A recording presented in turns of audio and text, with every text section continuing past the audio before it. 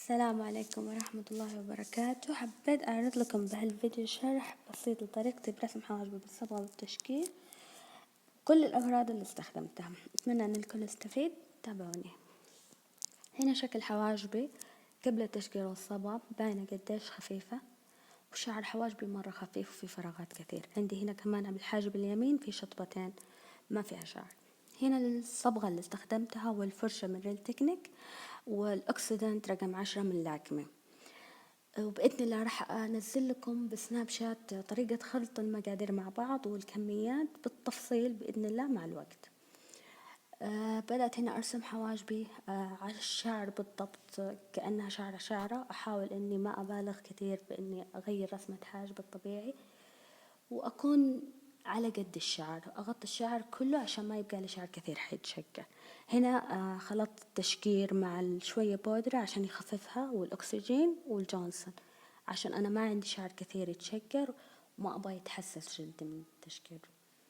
هنا استنيت شوية الصبغة تنشف بدأت أحدد التشكير عشان ما تحوس الأطراف ببعض أو يدخل تشكيل على الصبغة ويكون أسهل.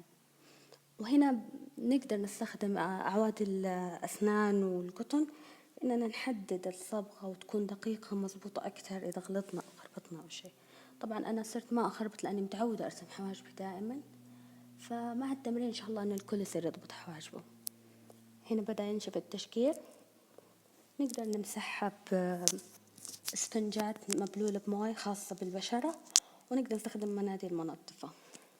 طبعا الإسفنجات هذه مرة كويسة إنها تشيل كل الصبغة وكل الآثار والتشكيل بشكل دقيق، وما يبقى أي شيء على الحاجب عشان الحاجب ما يتأثر ويطيح مع الوقت.